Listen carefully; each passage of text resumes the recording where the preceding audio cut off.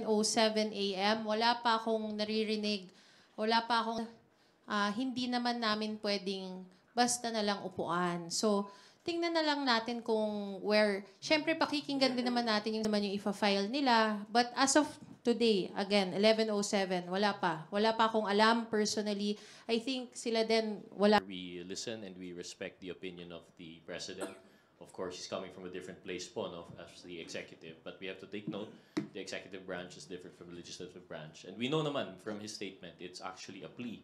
No, it's advice. He's not really trying to tell the legislative what to do. But given that we are the legislative and this is a constitutional mandate po, no, nasa constitution natin yung process of impeachment, I think we are duty-bound to not really entertain but to hear out if there are any impeachment complaints filed. Although, tama po si Congresswoman Zamora, we have yet to hear of any impeachment complaint, but should it be filed, we have to give it due process in the sense that we'll hear it out, check the merits. But of course, given what the President of the Constitution as part of the legislative branch. So, sir, sir, ma'am, just because President Marcos sent that message, hindi ibig sabihin no na magi-slow down yung House of Representatives with its investigation on the Vice President as well as the past administration doon sa mga Quadcom hearings. I think just to answer po, no, we have to make a distinction. Our Quadcom hearings and the good government hearings are not in any way related to impeachment. Although there are people who would have that opinion na yung lumalabas dito sa mga hearings ito would be a ground, that would be a separate thing. We have our different agenda for the different committees, and we are still pursuing the functions of the committee. Separate naman po yun. But if, however, some people would find basis to file any complaint based on what they found there, then that's something that would be a separate procedure altogether po. No? In addition to that, I think what we're doing at the Quadcom is really to strengthen standards, no? How we can account public funds that are being spent, no? According to joint circular, kasi ngayon we're talking about the joint circular memorandum. So we're looking at that and to pass legislations. This is entirely in aid of legislation. So tama nga yung sinabi ni Kong Rog, this has nothing to do with a possible impeachment complaint, no? So kailangan ma-separate. We have to, the term is compartmentalize the issue. Lang po yung questions ko from my end. Maraming salamat po. Thank you. Thank you, Dwight. Before I call the next reporter to ask question, I would like to acknowledge the presence of Assistant Majority Leader J. Kung Sambales. Sir, thank you for joining us today. And if you want, you can also join the table. Sandro Chona from Billionario TV, you're recognized.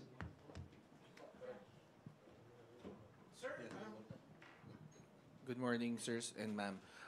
Na-mention ni SecGen na we may not have enough time kasi sabi niya, the thoughts on that, sir. So, pwede bang tanggapin? Paano po ba? Pwedeng tanggapin and then maybe next year na? Here, this should be our first to entertain that. But if that is his opinion, then I think that should be, it has some weight naman. Na lang. Pwedeng next year na lang po. Well, I think the Secretary General is speaking on the practicality of time. He wasn't really saying about the acceptance or receiving any complaint. So, kung 10 days siya, if that's according to the rules, how many days are left before we call for a break? No? 10 days. 9 session days. So I guess the Secretary General is well informed about the rules. So probably. Thank you. Bibian Gulia from ABS-CBN.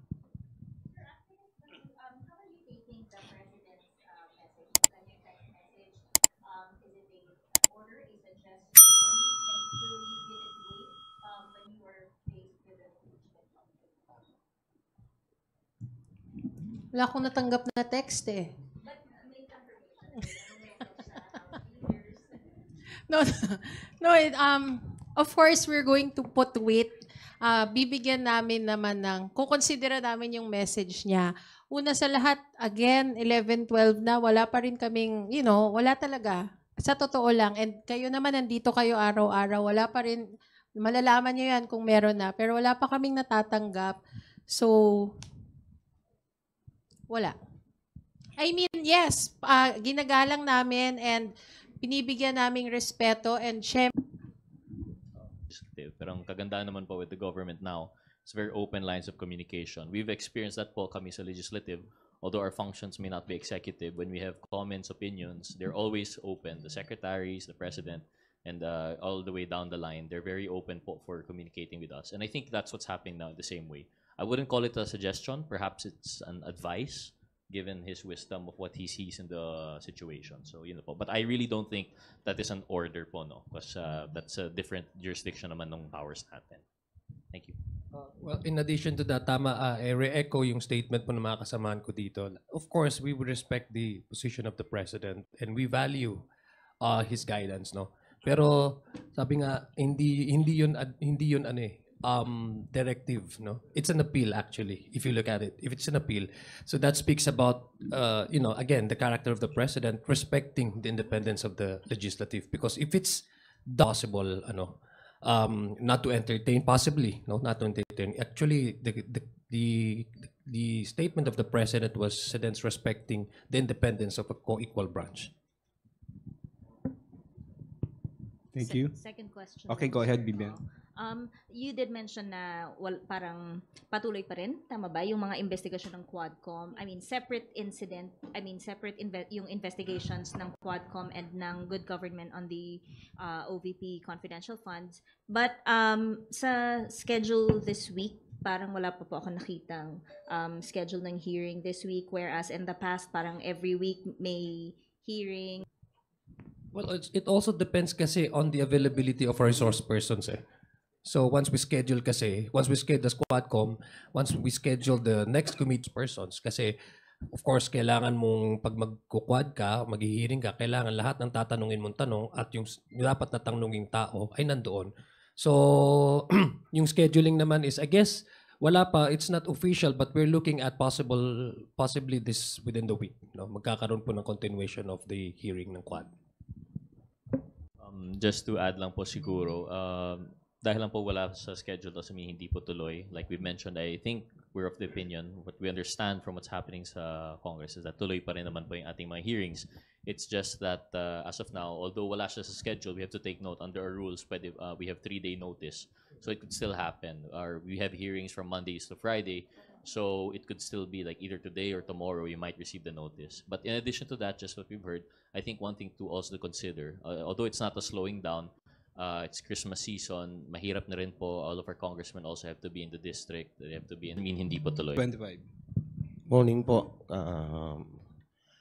Sir, regarding dun sa issue ng time constraint natin, kasi 9 session days na lang, tapos according to SecGen, 10 days kung sakaling mag-file yung to act on the impeachment complaint. All in all, sabi niya, doon sa prosesong yon 130 days. So, papasok na tayo by February ng election session. Pero, based on our observation on the previous impeachment, like for example, the impeachment case of former President Joseph Estrada, may isang mode na pwedeng i-shortcut siya. Now, what you need only is to get the 1/3 signature of the member of the House of Representatives in order to para mabuo yung tinatawag na article of impeachment. May we know kung sa leadership, sa majority, aside from the statement coming from the President, sa agenda ba ng majority using the shortcut method? Well, yung sa kay former president naman, that's a direct action taken by the House previously. So ito kasi sinasabi nga namin, there's no advice. We don't actually discuss about impeachment, no. And parati ho namin sinasabi to, there's no official or there's no formal discussion or talks among the leadership, and even sa amin po, about a possible filing of the impeachment. Actually, ang naririnig po natin na may ready for filing yung kanilang complaint are yung mga ibang grupo po outside. But as far as the leadership is concerned, that is, to me, within 9 days, nung sinasabi ni SecGen, that cannot happen because it only possible if the House directly has taken action on the complaint, meaning if you have secured, I guess, a number of signatures of the House. That's the time. Again, we aren't in any discussion of any specific process na or method na gagamitin because as emphasized, wala namang nagpa-file pa. But just to answer lang po yung question, I think because it's theoretical. Yeah, there are the 3 modes po, no? And I think it would be correct to say that by the 3rd mode, if you're able to secure 1/3 signatures, it would go directly. So just to answer the question, if I understood it correctly, tama po, that would be a way siguro around it's not just magic po, yung 1/3 number of signatures, that's quite a lot, it's 100 plus. So kung meron man, there should be word about it right now, and unfortunately we don't. We've always we're hearing about complaints from private citizens, pero that's still outside pa po. So technically speaking, nothing has started, so we can't really speak about it. Other than being President of the Republic of the Philippines. So kindly, would you like to comment on that? Then why didn't she run? If she had it in the bag, she should have, dapat tumakbo siya. You know, I mean, 2025 na eh. 20, di ba? Ngayon mo pa sasabihin yan.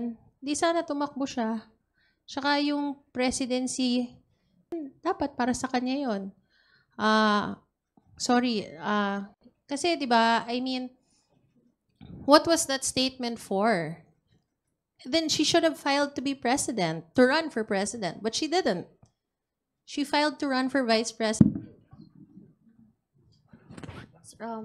Would you also like to comment on this statement? Yes.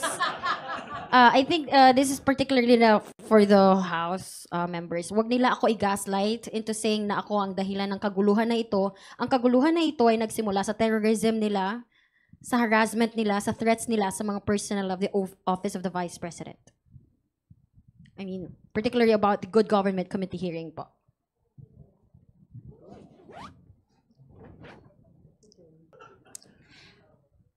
To put it quite frankly, hindi naman, of Congressman Valeriano, and in the course of those hearings, ang daming lumabas. Ang daming acknowledgement receipts, ang daming lumabas na ang dami. Hindi naman, di ba, kami, nagpapagod kami, nagpupuyat kami para silipin yung mga dokumento na yon, para isa-isahin. And ang dami naming nakikita. In fact, marami pa kaming nakita na hindi pa namin na itatanong.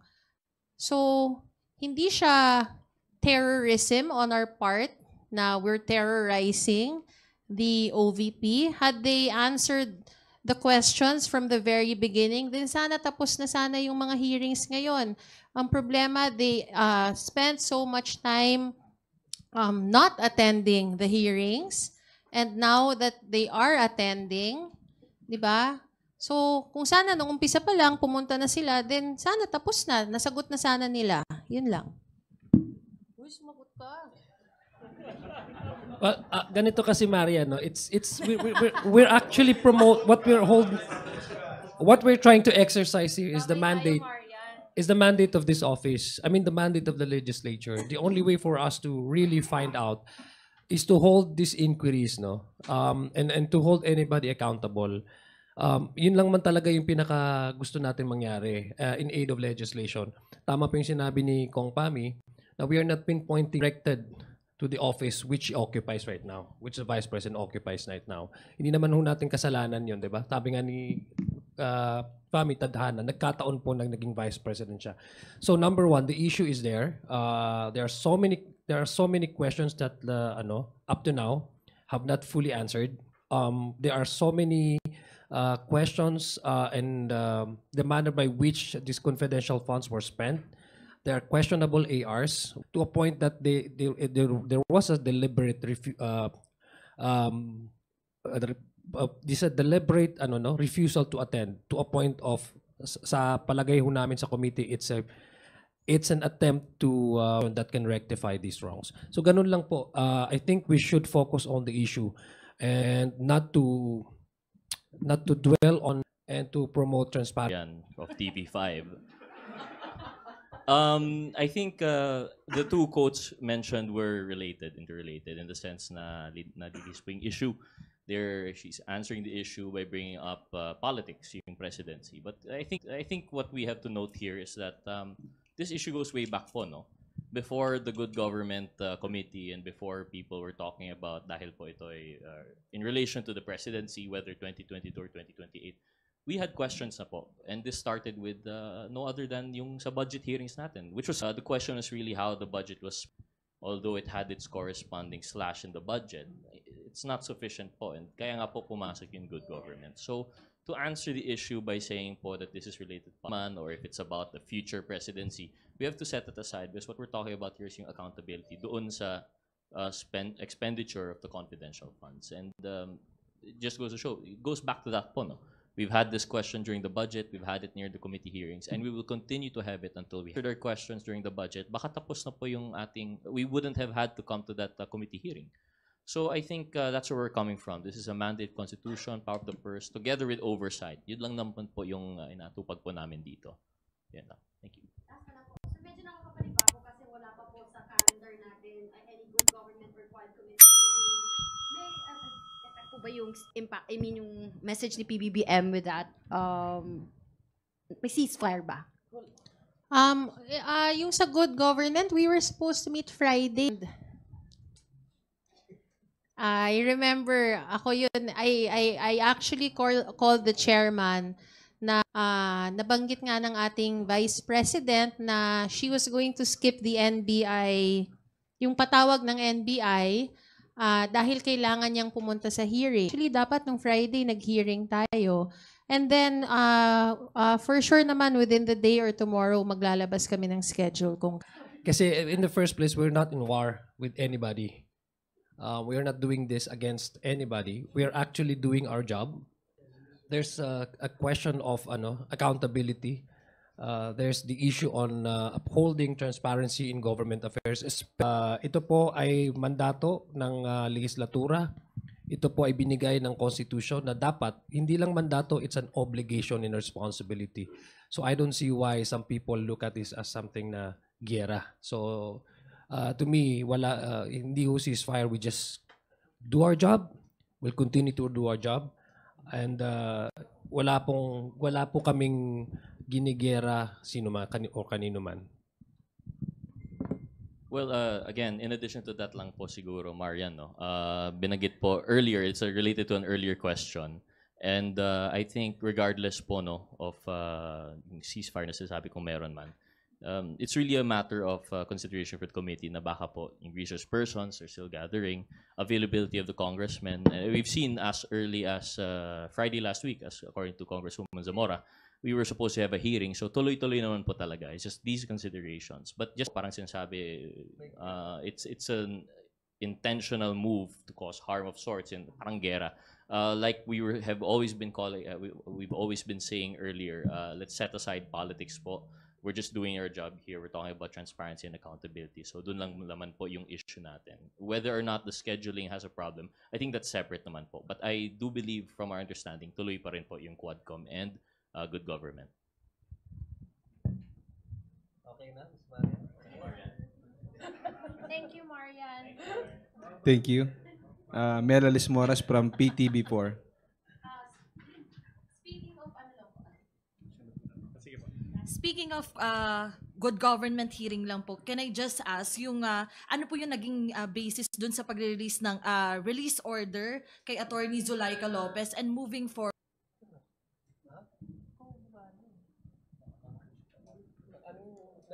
Yung nung weekend, nung Sabado po kasi nag-release na yung House Committee on Good Government ng release order kay Attorney Zulaika Lopez. Paano po tayo nalang po natin dun sa order? And moving forward, yun po, nag-commit po ba si Attorney Zulaika sa committee na haharap pa rin siya sa mga susunod na pagdinig? Ang alam ko kasi yung maximum na penalty for the contempt is actually 5 days. No, it was extended for 5 days. And number two, the consideration also is that yung medical condition ni Attorney Zulaika, she was admitted at the Veterans Medical Center. And prior to her yung pag-discharge sa kanya, I think our Secretary General ang SAA communicated with the doctor, the physician attending Attorney Zulaika. And the decision of the committee was to to release her based on the number of days that she was cited under contempt, no, for a detention.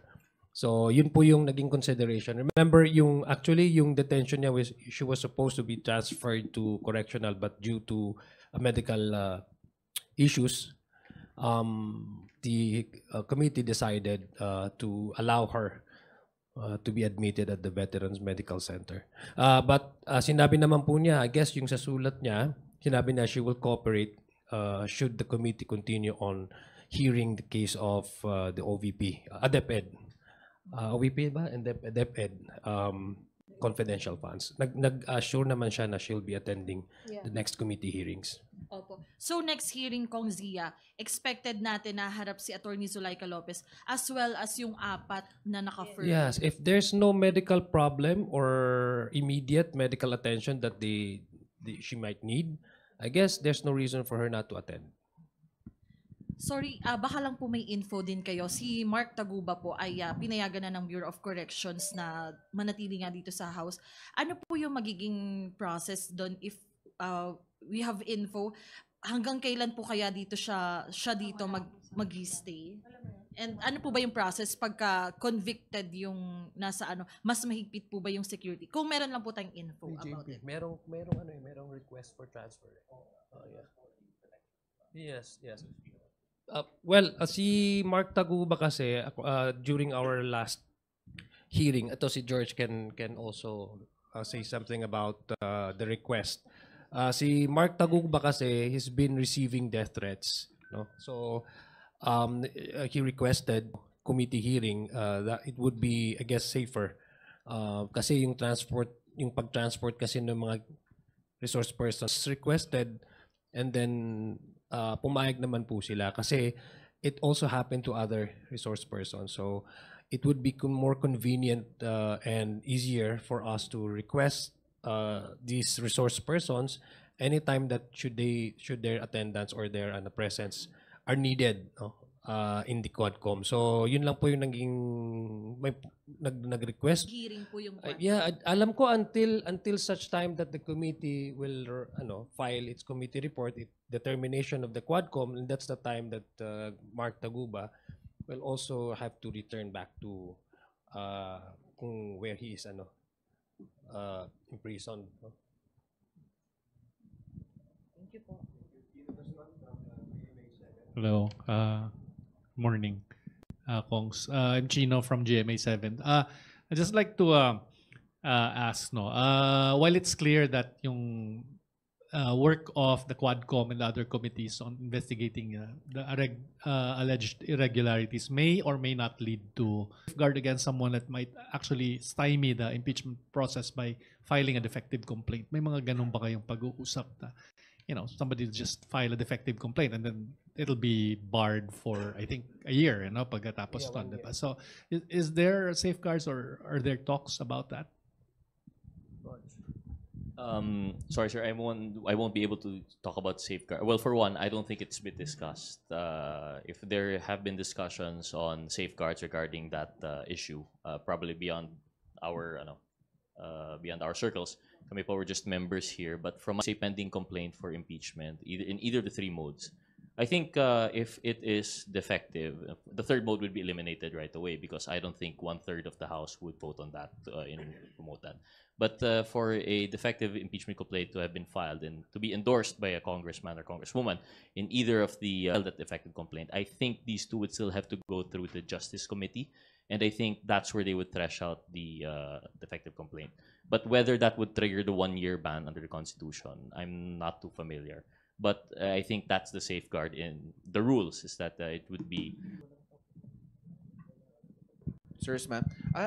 Kuha lang po kami ng reaction dun po sa hinihiling na investigation sa NBI ni Kong Barbers dun sa mga vloggers na yung organized vloggers na nagkakalat daw ng maling impormasyon. Kong J.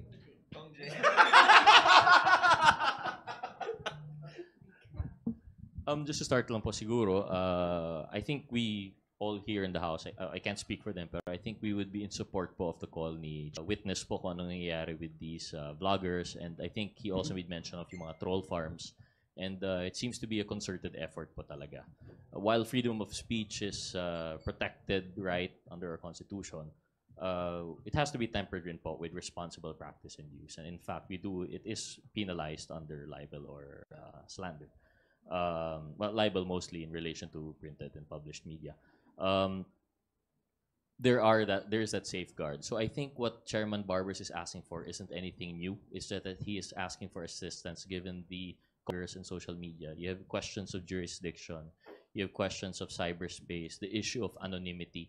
Yun po yung nakakatakot po dito. We have congressmen and congresswomen who, whether or not it is related to their function, have been receiving threats. They have been receiving anonymous messages, either death threats or threats to their families, and it should be something that no one should be subjected to.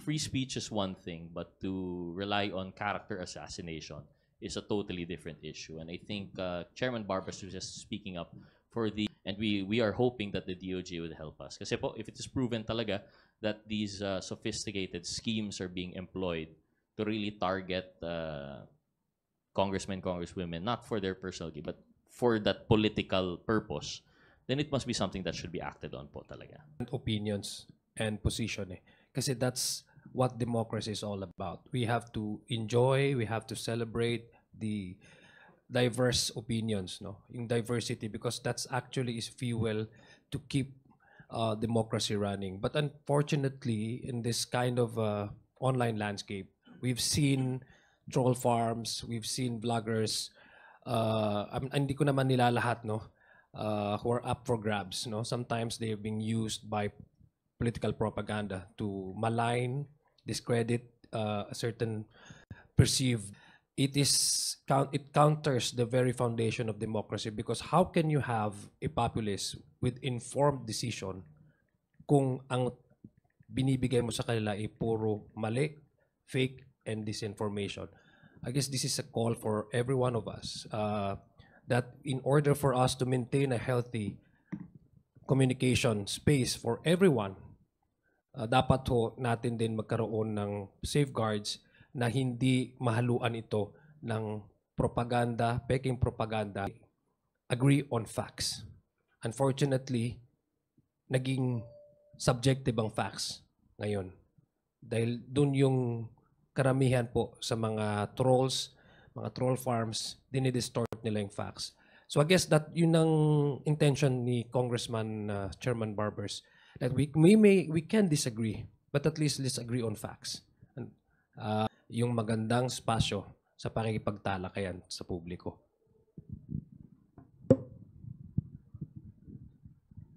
Okay. Next question from Billy Vegas, Avanti Politico.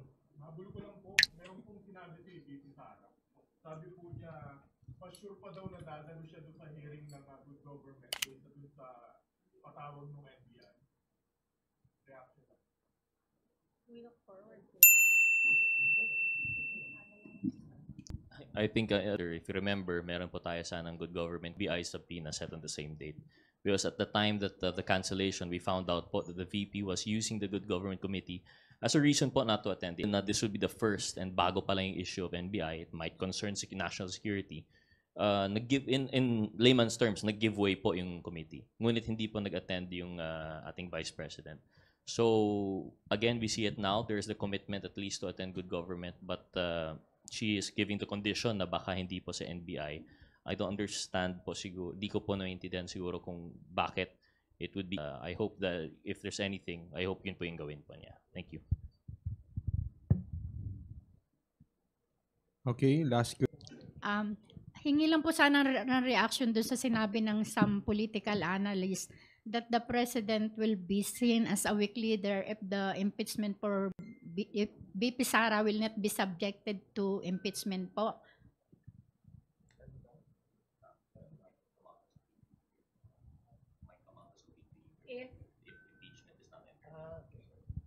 To answer po, no. Of course, everyone's entitled to their opinion, and that political analysts, if they believe impeachment is the only route to show strength, then we can't change that. But siguro po, ako personal opinion for this representation, impeachment is not the only avenue to exert kung ano man yung tama. As we've discussed prior, wala naman pong immunity ang Vice President. There are also possibilities for criminal accountability, criminal liability to be had through, yun nga po, and we've seen it. The PNP has filed cases, the DOJ, through the NBI started investigation. So it's not the only way to, exact accountability for those acts. But regarding impeachment po, that's a totally different matter also. And it would not come from the president. I don't know why it should reflect on the president, because the impeachment complaint should come from either a private citizen or that endorsed by the member of Congress. So if wala po mag-file, honest na yun. Actually, dadagdagan ko lang, no, kailangan po natin maintindihan na magkaiba po yung trabaho ng executive at saka legislative. If it's about the impeachment, possible impeachment complaint, it's entirely up to the po ng president. It's just his personal take on that. And that should not be taken as something that maybe as a gauge on how strong he is as a leader. I think he has so strong points naman kasi ang sinabi naman po niya doon, let's focus on nation building, let's focus on the problems. That's how he viewed that with the yung lens and yung access niya po being the top executive official in the land. No, he's the #1 president. He's running the affairs of the government. When you talk about complaint of possible complaint, membership, individual members will look at the merits. No, balikan ko lang po yung kaninang tanong ni ang ating kaibigan, Billy, boss. sir. I think choosing between the two, it's not really a matter of choice. It's actually I think it's proper, and it's how a official respect the rule of law, and the demands of these cases filed before the NBI really a choice between which does you favor, and if we talk about transparency and accountability, it is demanded of her to put urgency on these two venues for her to really explain, air her own position on the allegation that were thrown at her and her office. No, so Are you in favor of next Congress, sir? Are you in favor of impeachment? Impeachment. Ikaw daw, Congress. Kaya sir lahat. wala pa naman pong hinahain na impeachment complaint. So I think it's preemptive na sumagot sa ganung mga katanungan. Kung meron na pong impeachment complaint, depende mo po sa substance, yung merits ng complaint na yon. Impeachment to a political exercise. It's whether you are for or against the person. But I hope we don't forget the fact that impeachment is based on grounds. This is not on personality. It is about the facts that attend the facts and circumstances surrounding po an alleged violation. So we're talking about graft and corruption. Rightly so, as mentioned by Congressman Adyong, kung wala pong inihain pa na complaint, how can we base po, how to... Thank you. To our honorable guest, kindly proceed with your short opening, closing remarks, rather. Nagpapasalamat kami sa inyong mga katanungan. I mean, for sure naman, this week will be a colorful week, and the next 2 weeks ahead. Andito lang naman kami to always answer your questions. So maraming salamat. Sa ngalan po ng aming lead, for this opportunity, we hope we're able to answer your questions. Thank you po. Good morning. Thank you. Kung siya. Marami pong salamat, at maraming salamat po kay aming DML. Sana po ay naliwanagan namin ang inyong mga katanungan. Sa muli po, To Adyong, Representative Bronze Gutierrez of One Rider Party List, and of course to Assistant Majority Leader Jay Kung Hun, the roadshow manager of Young Guns for Today. To everyone, maraming salamat po.